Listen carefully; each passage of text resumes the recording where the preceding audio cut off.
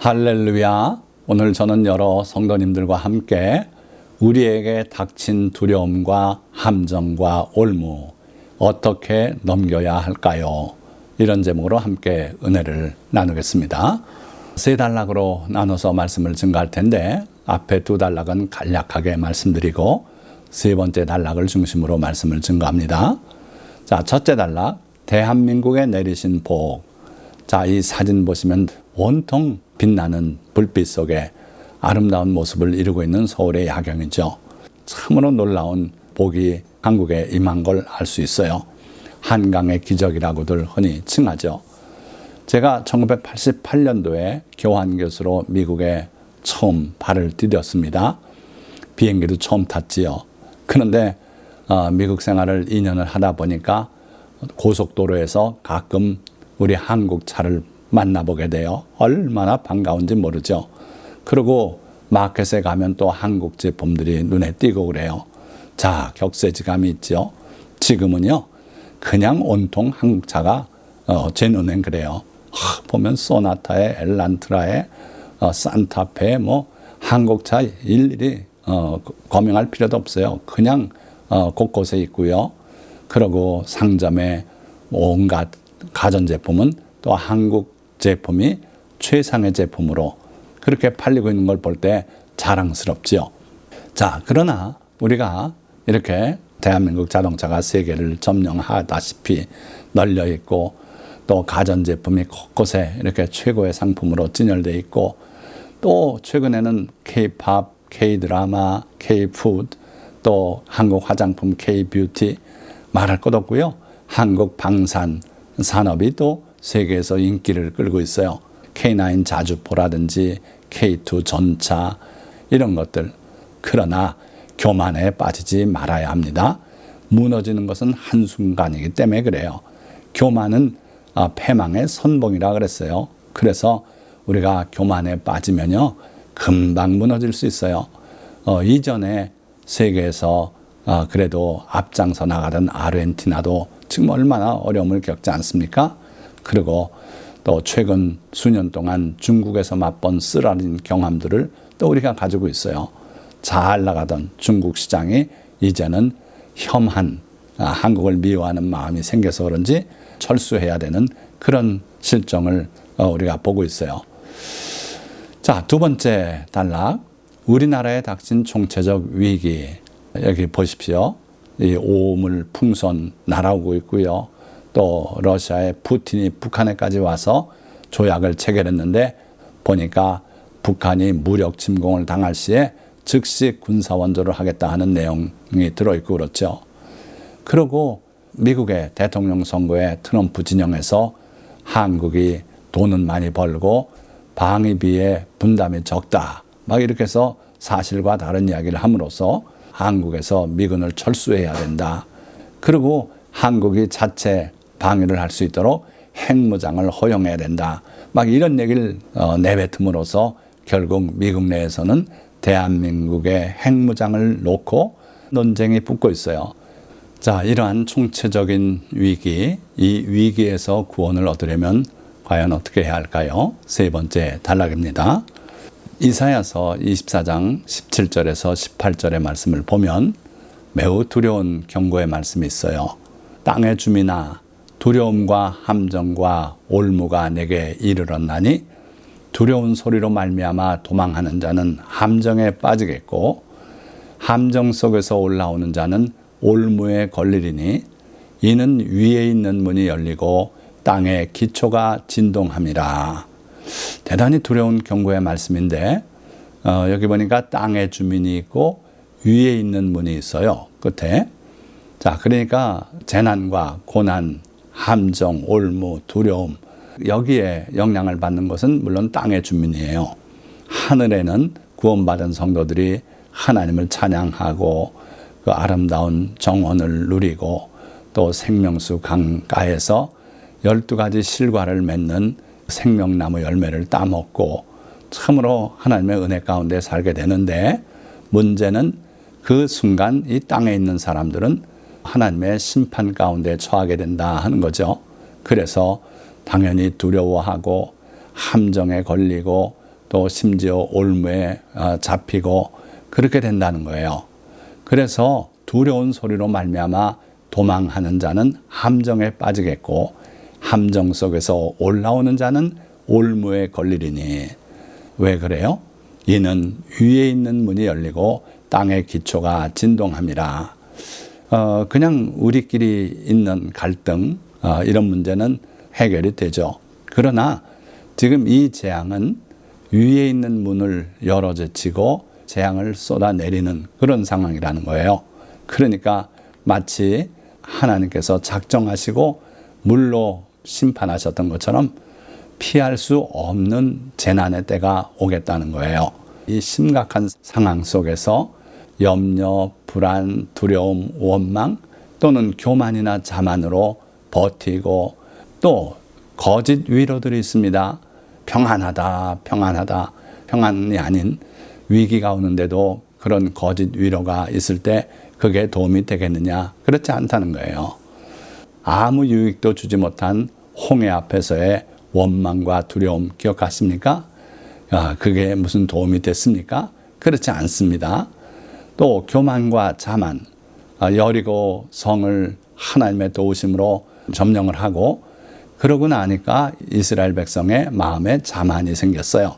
그래서 멀지 않은 곳에 아이성 하나를 점령하는데 여리고 대성을 점령한 그 분위기 속에서 자만해서 아이성을 소수의 군대로 치러 들어갔다가 결국 패해서 도망하게 됐죠. 그러니까 교만과 자만도 우리 앞에 있는 문제 해결에는 전혀 도움이 안 된다. 거짓 위로, 이것이 여호와의 성전이라, 이것이 여호와의 성전이라, 이것이 여호와의 성전이라 하고 멸망 직전에 그 예루살렘의 거짓 종교 지도자들이 외쳐 불렀어요. 그래서 이곳이 하나님이 계신 곳이고 이곳에 모이면 구원을 받을 것이라는 그런 주장을 폈지만 결국 그 성이 다 불타고 성전이 파괴되고 그리고 많은 사람들이 죽음을 맛보고 그리고 일부 소수가 바벨론으로 잡혀가고 그러지 않았습니까? 그러니까 이런 것들은 전혀 도움이 안 된다. 그럼 무엇이 도움이 될까? 너희는 인생을 의지하지 말라. 그의 호흡은 코에 있나니 새말 가치가 어디 있느냐. 이사야 2장 22절 말씀이에요. 사람이 이런 것들 외에 흔히는 인생을 의지합니다. 다른 사람의 힘을 의지해요. 그래서 서로 협약을 맺고 도움이 될 줄 알고 하는데 그렇게 도움이 안 되더라는 거예요. 우크라이나가 원자탄을 포기할 때 유럽의 약속을 받고 포기했지 않았습니까? 그러나 그렇게 문서화해서 도움을 약속한 유럽이 지금 얼마나 큰 도움이 됩니까? 이미 전쟁으로 나라가 거의 다 잿더미에 올라앉았는데 그게 무슨 의미가 있습니까? 아주 멸망하고 사라진 것보다 낫겠습니다마는 큰 도움이 안 된다는 거예요. 그래서 우리 앞에 어려움이 있을 때 그걸 해결하기 위해서는 염려, 불안, 두려움, 원망도 도움이 되지 않고 교만이나 자만도 도움이 되지 않고 거짓 위로도 소용이 없고 또 인생을 의지하는 것도 어리석은 일이다. 분명히 말씀하셨어요. 자, 그렇다면 두려워하고 하지 말고 할 일이 여기 정확히 나와 있어요. 출애굽기 14장 13절 하반절 말씀. 너희는 두려워하지 말고 가만히 서서 여호와께서 오늘 너희를 위하여 행하시는 구원을 보라. 뭘 하라 그랬어요? 해결책을 찾아 지혜자들을 모아라. 회담을 해라. 적들이 가까이 오기 전에 먼저 사신을 보내라. 아니란 말이에요. 가만히 서서 하나님께서 오늘날 너희를 위하여 행하시는 구원을 보거라. 너희가 오늘 본 애굽 사람을 영원히 다시 보지 아니하리라. 하나님께서 함께 하셔서 아무 대책 없는 우리를 건져주시고 우리의 원수를 다시는 보지 못하도록 그들을 끝내주시겠다 하는 거예요. 아멘. 할렐루야. 이와 같은 은혜가 우리와 함께 하신다면 우리가 무엇을 염려하겠습니까? 어떤 재난이 오고 어떤 위기가 와도 걱정할 것이 전혀 없지 않겠습니까? 그렇습니다. 그래서 우리가 해결책을 찾을 수 없을 때는 두려워하지 말고 도망하지도 말고 차라리 가만히 서서 하나님을 바라보고 하나님을 의지하고 하나님께 도움을 청하는 그 길이 상책이다 하는 거예요. 하나님께서 이스라엘 백성들에게 유월절을 명하실 때 이렇게 말씀하셨어요. 출애굽기 12장 13절 내가 애굽 땅을 칠 때에 그 피가 너희가 사는 집에 있어서 너희를 위하여 표적이 될지라. 내가 피를 볼 때에 너희를 넘어가리니 재앙이 너희에게 내려 멸하지 아니하리라. 하나님께서 자기 백성들은 집안에 가만히 들어앉아 있으라 그랬어요. 나다니지 말라 그랬어요. 그날 밤은 들어가되 그 집에 문설주와 인방에 어린 양의 피를 바르라 그랬어요. 그래서 하나님께서 죽음의 천사를 대동하고 그 애굽을 지나가실 때에 그 피를 볼 때 넘어가겠다 그러셨어요. 그래서 재앙이 너희에게 내려 멸하지 아니하리라. 자, 저는 요 근래 이 말씀으로 큰 은혜를 받았어요. 넘어가시겠다는 거예요. 자, 그런데 그 집안에 설령 도둑놈이 한 사람 같이 살고 있어요. 그러면 그 사람만 끌어내서 이 도둑놈은 내가 죽여 없애겠다. 그렇게 하셨습니까? 아닙니다. 이 어린 양의 피가 발라져 있는 집안에만 머물러 있으면 그 사람들은 다 거기서 구원을 받겠다는 거예요. 자, 그렇습니다. 하나님께서 하라는 이 어린 양의 피, 이걸 발랐을 때 넘어가시겠다. 그래서 우리가 예수 그리스도의 그 십자가 보혈의 피를 믿음으로 구원받고 우리의 죄가 다 씻음받고 하는 것입니다. 그러니까 지금 우리 한국이 직면하고 있는 이 큰 위기도 우리가 잘나서가 아니라 우리가 하나님을 의지하고 하나님께 회개할 것 회개하고 하나님의 구원을 부르짖고 기도하고 그러고 겸손한 마음을 가지고 하나님 앞에 설 때 하나님께서는 우리의 그 믿음을 보시고 넘어가시겠다는 거예요. 그래서 여러분들 다른 어떤 특별한 말하자면 빨리 핵무기를 개발해야겠다. 그거보다 더 나은 생각은 빨리 회개해야겠다. 하나님께 부르짖고 하나님께서 작정하시면은 이 모든 재난을 넘어가게 하시겠구나. 그걸 믿으시기를 주님의 이름으로 축원드립니다. 자, 그 다음에 하나님께서 또 약속하시기를 시편 27편 5절 여호와께서 환난 날에 나를 그의 초막 속에 비밀히 지키시고 그의 장막 은밀한 곳에 나를 숨기시며 높은 바위 위에 두시리로다. 자, 여기 밑에 사진 보세요. 어미닭이 병아리를 날개 아래 품고 있죠. 자, 여기 2마리뿐이 안 나타나 있습니다만은 그 날개 아래 10마리 이상을 거둡니다. 그래서 독수리나 솔개가 하늘을 날 때 자기 새끼들을 급히 불러 모아 날개 아래 숨기는 것이 어미닭의 하는 일이에요. 하나님께서도 그렇게 하시겠다 그랬어요. 예수님께서도 마지막 주간에 그 예루살렘 성을 바라보시면서 그렇게 탄식하지 않았습니까?